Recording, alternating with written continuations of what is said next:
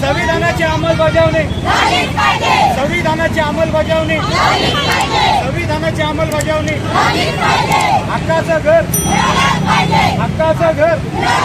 Harsul T पॉइंटला गौतम बुद्ध चौक, T point Ajanta लेणी मार्ग असं नामकरण केलं पाहिजे। गौतम बुद्धांचा 100 फूट उंचीचा भव्य पूर्णाकृती पुतळा तात्काळ बसवण्यात आला पाहिजे। छत्रपती संभाजीनगर मध्ये असलेल्या सर्व झोपडपट्टी एरियामधील घर जे धारक लोक आहेत त्यांचे टॅक्स महानगरपालिकेने माफ केले पाहिजे। छत्रपती संभाजीनगर मधील शहरवासियांचे थकीत बिल, पाणी बिल, टॅक्स हे माफ झाले पाहिजे।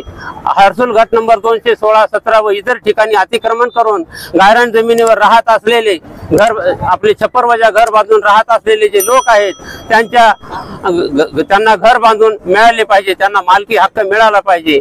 सर्व बेघर लोकांना सरकारी गायरान जमिनीवर पक्के घर सरकारने विशेष बाब म्हणून बांधून दिले पाहिजे आणि कामगारांना विशेष वित्त महामंडळ स्थापन करून जे कामगार हॉटेलमध्ये काम करतात, इतर ठिकाणी काम करतात, त्या लोकांच्या कल्याणासाठी महामंडळ स्थापन केले पाहिजे आणि कामगारांवर होणारे अन्याय अत्याचार हे रोखले गेले पाहिजे। यासाठी शासनाने समिती नेमली पाहिजे आणि त्या समितीने जे गुन्हेगार असतील त्यांच्यावर कारवाई करण्यासाठी आपला अहवाल सादर केला पाहिजे। दलित अत्याचार रोखण्यासाठी गाव स्तरावर, तालुका स्तरावर, जिल्हा स्तरावर ही अत्याचार रोखणारी समिती नेमली पाहिजे। कसत असलेल्या गायरान जमिनी लोकांच्या नावावर भूमिहीनांच्या नावे केल्या पाहिजे, त्यांना 7/12 दिला पाहिजे, महिलांना सुरक्षा प्रदान केली पाहिजे। अशा अनेक मागण्यासह हा मोर्चा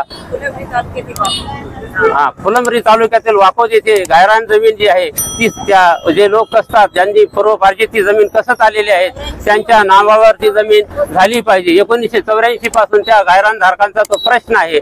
आजपर्यंत सरकारनं त्यांनी ती लोक जे कसणारे होते त्यांच्या ऐवजी ती ग्रामपंचायतच्या ताब्यामध्ये गेलेली आहे। ही जमीन या कसणाऱ्यांना कसेल त्याची जमीन जो आहे तो मिळाली पाहिजे, यासाठी हा मोर्चा आम्ही काढलेला आहे।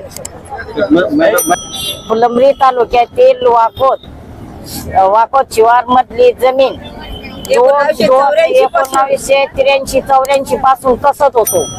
कसत असल्यामुळे त्यांनी काय केले, आमच्यावर दाब टाकून त्यांनी पंचायतच्या नावावर करून आणली आणि आम्हाला धुडकून लावले। आमच्यावर झाडे तोडण्याची केसे लावून दिल्या आणि आम्हाला त्यांनी मारण्याची, जीवे मारण्याची धमकी दिली। आम्ही 93-94 पासून तर 10-20 वर्ष खेळलो त्यांना। त्यांनी आम्हाला कोणत्याही कारणास्तव गुतवत बसते। जातीवादी दलितावरील होणारे अन्याय अत्याचार, होणारे अन्याय अत्याचार ठेवून देऊ म्हणे त्यांना, पण त्यांना होऊ देत नाही। त्यांनी लगेच रात्री बेरात्री जाऊन पंचायतच्या नावावर करून आणली। माझं नाव मीराबाई आनंदा ठोंबरे।